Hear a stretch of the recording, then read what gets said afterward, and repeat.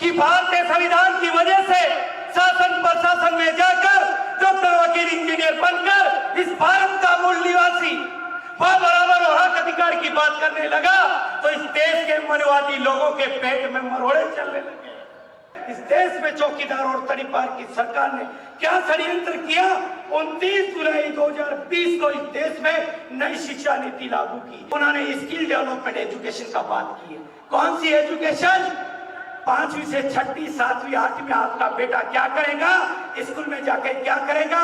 Denting पर painting करना सीखेगा, वह खेती करना सीखेगा। कोई कबाड़ी का व्यक्ति है उसको वो सिखाएगा। उदाहरण के तौर पे यदि मान लो कोई एक नाई समाज का बेटा है तो उसको स्कूल में जाके एक क्लास में कैंची पकड़ के उसको बाल काटना सिखाएंगे। बाबा साहब ने भी कहा था कि शिक्षा सैनिक का वैल्यू है, जो पिएगा वो दाढ़ेना सीख जाएगा।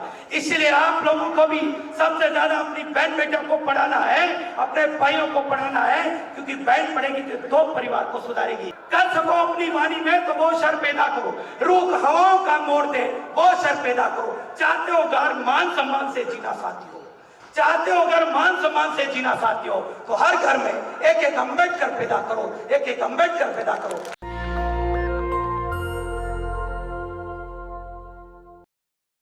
नई शिक्षा नीति के बारे में आपको कुछ बताना चाहता हूं साथियों। बाबा साहब ने भारतीय संविधान में हमें पढ़ने लिखने का अधिकार दिया और अनिवार्य शिक्षा लागू की, जिसकी वजह से इस देश में हम लोग पढ़े लिखे लोग डॉक्टर वकील इंजीनियर IAS IPS बनकर शासन प्रशासन में गए और इस देश की तमाम जो 50% आबादी हमारी भारत की महिलाओं की है उनको पढ़ने लिखने का अधिकार भारतीय संविधान में दिया। लेकिन साथियों आप लोगों को बताना चाहता हूं कि भारतीय संविधान की वजह से शासन प्रशासन में जाकर डॉक्टर वकील इंजीनियर बनकर इस भारत का मूल निवासी बराबर और हक अधिकार की बात करने लगा तो इस देश के मनवादी लोगों के पेट में मरोड़े चलने लगे। इस देश के लोगों के बीच में तकलीफें पैदा होने लगी और उन्होंने हमारे लोगों के साथ बहुत बड़ा षड्यंत्र किया। आपको पता होना चाहिए कि अभी पिछले लॉकडाउन के दौरान एक बहुत बड़ा षड्यंत्र किया गया। शायद आप लोगों को पता हो या ना हो, लेकिन मैं आपको बताना चाहता हूं कि इस देश में जब हमारे लोग पढ़ लिखकर डॉक्टर वकील इंजीनियर IAS IPS बनने लगे, शासन प्रशासन में जाने लगे, तो शिक्षा से जो लोग इस देश में शासन प्रशासन में जाकर हमारे हक अधिकार की बात करने लगे तो उन हक अधिकार की बात ना करें। इसीलिए इस देश में बहुत बड़ा षड्यंत्र हुआ और वो षड्यंत्र क्या है? वो षड्यंत्र यह है कि लॉकडाउन में हम लोगों को घरों में कैद करके 29 जुलाई 2020 को जब हमारे लोगों को घरों में कैद करके मरने के लिए मजबूर किया जा रहा था, हमारा किसान मर रहा था, रोड पे मर रहे थे, शासन प्रशासन में बैठे लोग हमारे लोगों को घरों में कैद कर रहे थे, मजदूर अलग अलग राज्यों में कैद होकर मर रहे थे, ट्रेनों के आगे मर रहे थे। उस समय इस देश की गूंगी बेरी और चौकीदार और तड़ीपार की सरकार की जिम्मेदारी थी कि उन लोगों को भूख से मर रहे उनको खाना खिलाए, किसान मजदूरों को अपने घरों तक पहुंचाए, वो उनकी जिम्मेदारी थी। लेकिन अपनी जिम्मेदारी के मुकरते हुए इस देश में चौकीदार और तड़ीपार की सरकार ने क्या षड्यंत्र किया। 29 जुलाई 2020 को इस देश में नई शिक्षा नीति लागू की। वो क्योंकि उनको पता है कि पढ़ लिख कर डॉक्टर वकील इंजीनियर बनकर हमारे लोग शासन प्रशासन में जा रहे हैं, वो ना पहुंचे, इसीलिए नई शिक्षा नीति लागू की। नई शिक्षा नीति में क्या है? पहले का जो सिलेबस था 10+2 उनको खत्म कर दिया गया। नया सिलेबस क्या है? 5+3+3+4, पहली से 5वीं, 5वीं से फिर 3 साल का सिलेबस, फिर 3 साल का और फिर 4 साल का। नई शिक्षा नीति क्यों लागू की? 34 साल बाद देश में नई शिक्षा नीति लागू की। उसका लागू करने का क्या जरूरत थी? यदि लागू की तो लॉकडाउन में की उनको पता था कि इस देश के पढ़े लिखे समाज इस देश में डॉक्टर वकील इंजीनियर ना बने, इसलिए नई शिक्षा नीति लागू की गई। और नई शिक्षा नीति के पीछे क्या षड्यंत्र है? क्योंकि नई शिक्षा नीति में उसका सिलेबस बनाने का काम कौन करेगा? शिक्षण संस्थान विंग्स ऑफ RSS आरएसएस की विंग इस देश में सिलेबस बनाने का काम करेगी, और वो कौन सा काम करेगी? गोबर से गणेश बनाने का काम करेगी, गूंगे मेरे गुलाम लोगों का काम करेगी। इस देश में शिक्षा की देवी सावित्रीबाई फुले है, लेकिन इस देश में ब्राह्मणी व्यवस्था के अकॉर्डिंग नई शिक्षा नीति में वही हमारे लोगों को बताएंगे कि शिक्षा की देवी सरस्वती है, जिसका कोई अता पता नहीं है। मैंने एक आईटी लगाई थी इस देश में, और राजस्थान के शिक्षा विभाग को कि शिक्षा की देवी सावित्री सरस्वती कहाँ पैदा हुई, कौन सी स्कूल कॉलेज से डिग्री ली, तो 2 दिन में मेरे पास 500 लोगों के फोन आते हैं, धमके मिलती है कि तूने कौन सी आईटी लगा दी। मैंने आईटी लगाकर सरस्वती को नंगा कर दिया कि सरस्वती शिक्षा की देवी नहीं है, शिक्षा की देवी है तो सावित्रीबाई फुले है, जिसने इस देश में शिक्षा के लिए लड़ाई लड़ी। इसलिए साथियों, नई शिक्षा नीति में हमारे लोगों के साथ षड्यंत्र किया गया, और आने वाले समय में क्या होगा, इस देश में हमारे लोग डॉक्टर, वकील, इंजीनियर नहीं बनेंगे। क्या किया नई शिक्षा नीति में? पहले से 5वीं तक, फिर उन्होंने स्किल डेवलपमेंट एजुकेशन का बात की है। कौन सी एजुकेशन? 5वीं से 6वीं, 7वीं, 8वीं आपका बेटा क्या करेगा? स्कूल में जाके क्या करेगा? डेंटिंग पर पेंटिंग करना सीखेगा, वह खेती करना सीखेगा।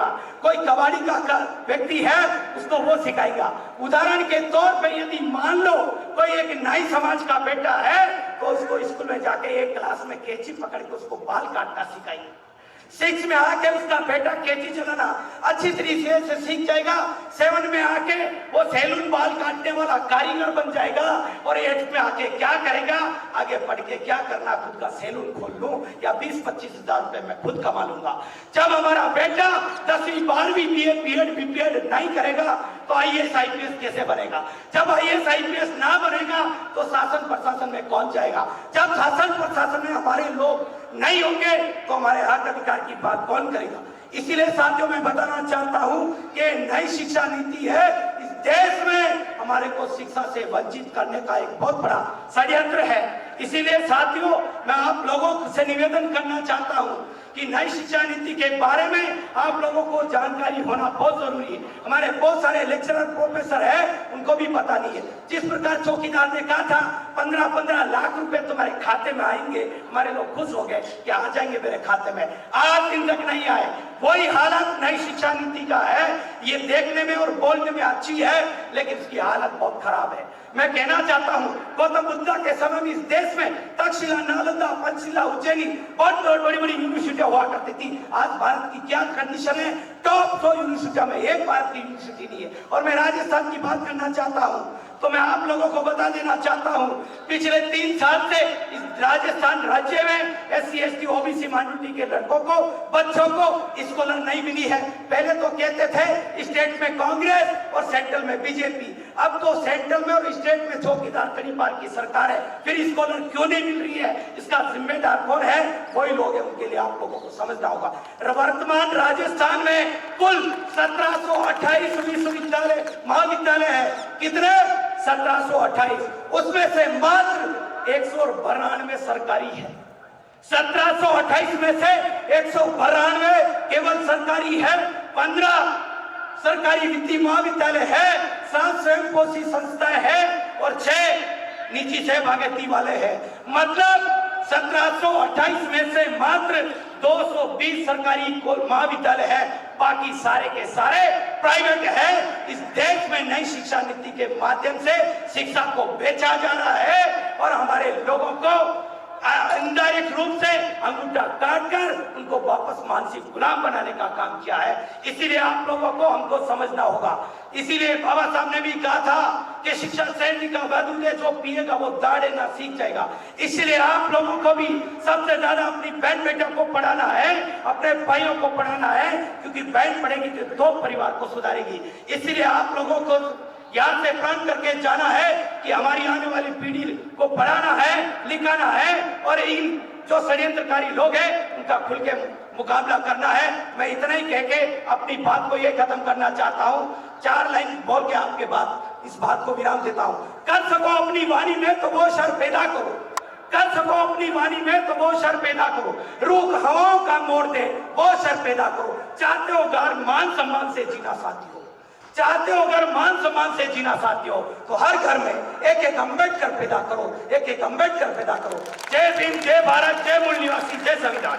ओबीसी आरक्षण क्यों जरूरी था, जातिगत जनगणना का उसमें क्या योगदान है, और जातिगत जनगणना कैसे इस देश की तकदीर और तस्वीर बदल सकती है, इन मांगों को लेकर हम पिछले 5 साल से देश भर में जातिगत जनगणना आंदोलन चला रहे थे। हमारे बहुत से साथी अलग अलग ग्रुपों के साथ कोऑर्डिनेशन करके जातिगत जनगणना आंदोलन चला रहे हैं। जातिगत जनगणना क्यों जरूरी है साथियों, बहुत से साथी पूर्व वक्ताओं ने बताया है कि 90% पे 10% का राज है, ये है वो है, लेकिन जब भी बात सत्ता शासन और व्यवस्था में हमारी हकदारी की आती है तो हमें उचित हकदारी नहीं मिल पाती, और व्यवस्था को सुचारू रूप से संचालन के लिए भी जो आंकड़े चाहिए होते हैं वो आंकड़े सरकार के पास में नहीं है। जाति इस व्यवस्था की बहुत बड़ी सच्चाई है जिसे स्वीकार करते हुए हमें जातियों को, अगर देखिए इस देश में धर्म की गणना होती है, SC ST में भी जाति के आधार पे गणना होती है। हम लोग चाहते हैं कि इस देश में ओबीसी की तमाम जातियों की जनगणना होनी चाहिए, और अगर आप ओबीसी की भी नहीं कर सकते तो कम से कम स्वर्णों की जनगणना करके बता दीजिए कि कितने प्रतिशत है, फिर उसके बाद में SC ST और बचे हुए फिर हम ही हैं, और उसी के आधार पे हमें भागीदारी चाहिए। नेशनल दस्तक की आपसे गुजारिश है कि अगर इसको बचाना चाहते हैं तो नेशनल दस्तक को सब्सक्राइब करने के लिए रेड कलर के सब्सक्राइब बटन को दबाएं, फिर बेल आइकन की घंटी दबाएं। नेशनल दस्तक को बचाने के लिए बहुत जरूरी है कि हर खबर को शेयर करें, लाइक करें, कमेंट जरूर करें।